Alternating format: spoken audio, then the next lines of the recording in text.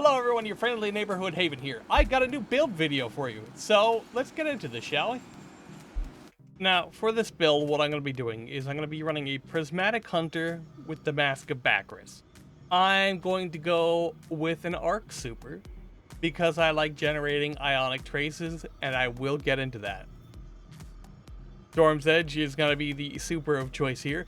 Now, it should be mentioned I could use Silence and Squall. Not going to, don't like it for this. Besides, you kind of lose that throwing kunai aspect with the ninja, you know what I mean? Next up, we're going to be going with Withering Blade for the abilities. Because one, you give a stasis debuff to an enemy, which plays into the seasonal artifact. And two, you get two of them. Not to mention, with the prismatic aspects and fragments, you can get Radiant. And Radiant is good because that gives you a nice positive damage buff. Next up, I'm going to be going with Grapple. This part is optional. You don't have to choose Grapple. I prefer Grapple, and I'll show you why in a little bit. Now, as for the aspects, what we're going with is Winter Shroud. When you dodge near an enemy, you slow the enemy, and we're going to be dodging a lot. And I mean a lot. So that freezes the enemies up for us and allows us to shatter them like little icicles on the side of the road. Then we're going with Threaded Spectre because, come on, you're playing into the ninja theme, you know what I mean? So you gotta have like the distraction version of you that gets deployed, like Naruto with a log. So that, and anytime an enemy gets close to it, they blow up and spawn threadlings everywhere. Now, as for the fragments, we're going with Facet of Hope. While we have an elemental buff, our class ability will regenerate quicker. We're going to be giving ourselves Radiant. So when we get Radiant, we get class ability back. We can also generate Frost Armor with this build, but we'll get into that in a little bit. Next up is Facet of Awakening. Repeatedly defeating targets with light or darkness damage or super final blows generates an elemental pickup of our matching damage type. We're going to be making an Ionic Trace. The Ionic Trace will then come back and give us ability energy, and that's kind of awesome, and that's kind of what we're going for.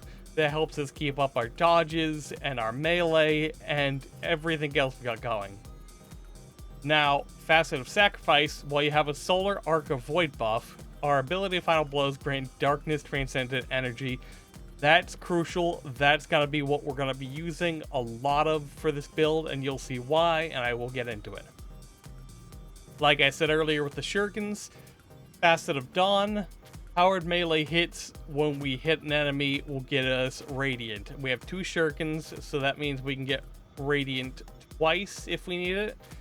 And this will allow us to not only help fight barrier champions, but this will also allow us to generate both Darkness Transcendent Energy and keep us powered up. Lastly, we got Facet of Honor. Collecting an elemental pickup or destroying a tangle generates Transcendent Energy of the same type. We're going to be creating Ionic Traces, so that's light Transcendent Energy. And any elemental pickup we get also will help generate more Transcendent Energy of that kind. And that's it for the whole subclass aspects, fragments, and abilities. Now, as for the gear, we're going to be using Outrageous Fortune, because this season, solar weapons, when attacking an enemy with a stasis debuff or a strand debuff, will get more damage on top of their tier damage, which makes this really powerful. Then we're going to be using the Ergo Sum. Now, what we're going to be doing with the Ergo Sum is we're going to be using the caster frame. You do not have to have the caster frame. I prefer the caster frame because it gives me range. However, if you're an up close and personal kind of person, feel free to use any other kind of frame that you like. But it always has to be Arc Conductor for this. There's a good reason it has to be Arc Conductor, and you will see it in action very soon. Now, this part, I went with Blast Furnace because I like it for its anti-barrier properties. However, you can use any other weapon. Like, I recommend Faustus Decline because you have Rhyme Stealer, which when you destroy a stasis crystal, or a frozen target, you get frost armor. That builds into the seasonal artifact. Same with the headstone and the braid legacy. So you get ability energy from this, and these two will generate frost armor, which builds into the seasonal artifact. And I also just like high caliber rounds. Now, as for the exotic armor, you are going with Mask of Bakris. While you have a Stasis or Arc super equipped, your dodge becomes a longer range, faster moving shift that partially cloaks during use. After shifting, your Stasis and Arc weapons gain a stacking damage bonus for a short time. Final blows with this weapon activate refund class ability energy. Now, here's the thing. This originally did say Arc, and it still works with Arc. Bungie must have tweaked something in the API. I actually stopped recording this video just to check that it still works with Arc. And yes, it does still work with Arc. So it's Arc or Stasis, either one will work. I'm going with Arc. As for the armor mods, like I said, you could use any kind of special weapon you all want, really. And I have special ammo finders on in case I want to try anything else, but I went with Blast Furnace instead. Next up, for the arms, I went with 3 melee fonts. So that will give me up to 100 melee energy once I have an Orb of Light. And that's something I keep up to increase how fast I can throw the shurikens and how often I get them back in case I do not have my class ability fully charged. I also gave myself a minor armor mod weapon. Armor wise, for the chest, charged up. This way we keep the extra stack and we have longer uptime for the fonts. Everything else is situational, depends on what you're playing. The legs, same deal, stacks on stacks with orbs of restoration and an enhanced athletics. This way you can keep up your abilities even quicker and you can move around more freely. This is actually very useful for this build because you will be moving around a lot. So having the extra speed really pays off. Then lastly, we have a Reaper mod since we're going to be using our class ability very frequently. Powerful attraction, so every time we dodge, we pick up the Orb of Light after we get an final blow. And then time dilation, the decaying charge on our orbs and fonts and everything is much longer. And all these will work together to keep our Font of Mights, our melee fonts up for a longer time. Now, lastly, what are we using for our seasonal artifact? We are going to be using Shield Crush if you get the Frost Armor and you want to keep that up. But we're also going to be using Radiant. So our grenade recharges faster and our melee will recharge faster.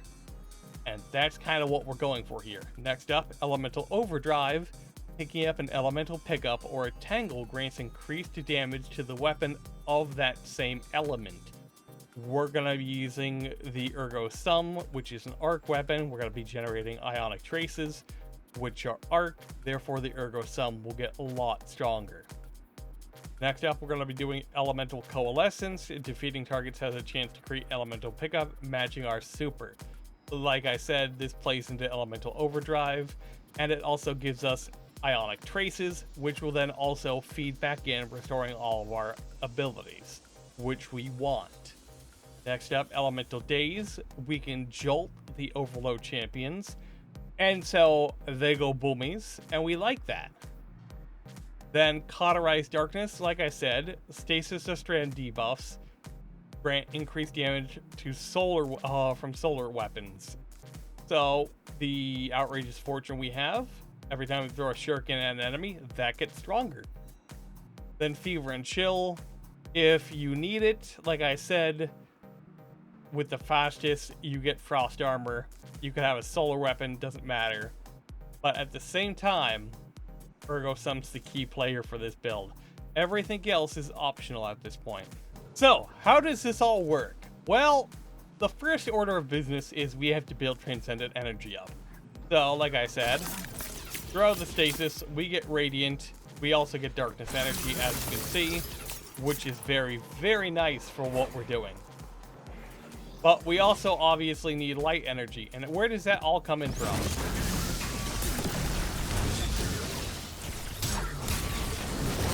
See, the goal here is to get these powered up enough.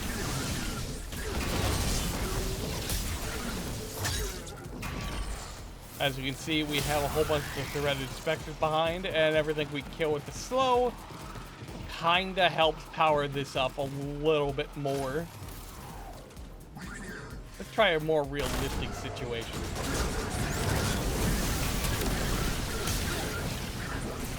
Now, Arc Conductor is key.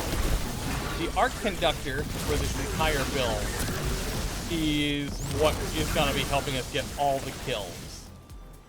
As you can see, we now have the Arc Conductor, and we just breeze through the enemies, no problem.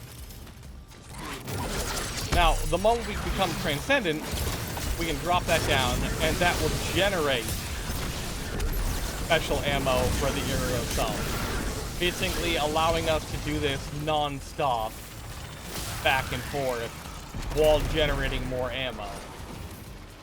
And you just basically create a whole firestorm of problems for the enemies.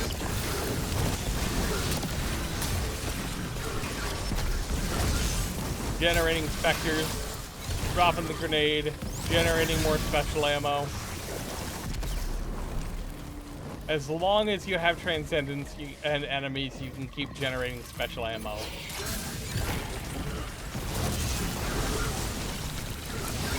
And the more kills you get, the longer that actually stays up. So, it kind of works out. Now, if you guys want to see this in action, I will have a video tagged up. What's the word I'm looking for? Tacked on at the end, so have fun. Now, if you liked this video, be sure to like, comment, share, and subscribe. And I know there's this new hype feature on YouTube, so if you like a video, be sure to hype it. I also know that some other people have done videos similar to this one build, because we all like playing the Goofy Ninja. We joke about it, actually. I found several of the videos, and we all kind of laugh about it. It's hunters basically sharing the same brain cell. So if you share the same brain cell too, let me know in the comments. Peace out, everybody. Eyes up. The Cabal have been holding off waves of Hive for weeks, but the situation may have deteriorated. This is an important strategic position. It allows Keitel to establish a beachhead on Earth at the Hive's expense. Letting them settle in would be a bad idea. Go forth, Guardian.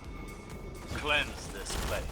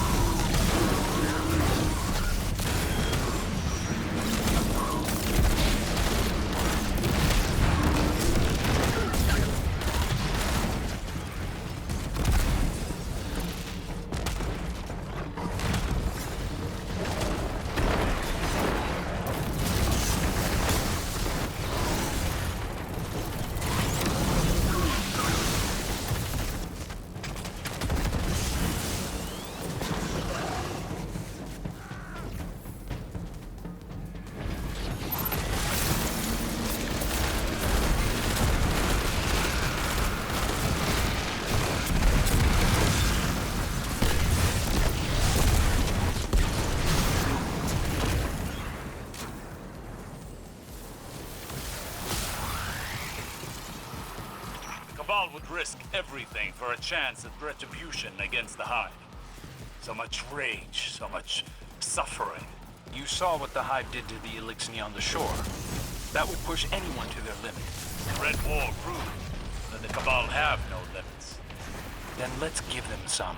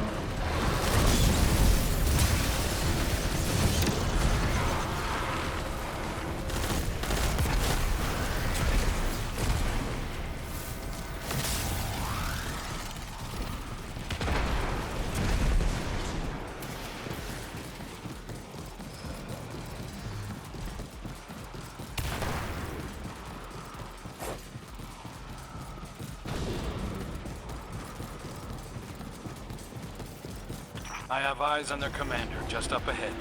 Cabal honor will dictate that he'll have to answer your challenge. Time to fight fire with fire. Or bullets. You know, your choice.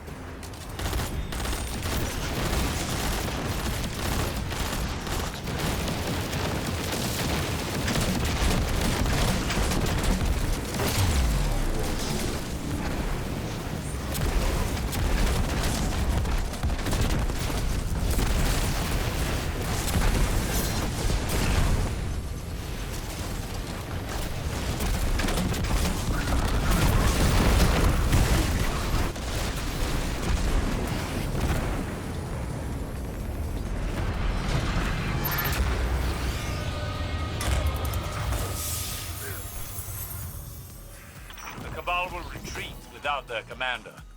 Unfortunately, the same cannot be said of the Hive. That's another fight for another day. Impressively done, Guardian.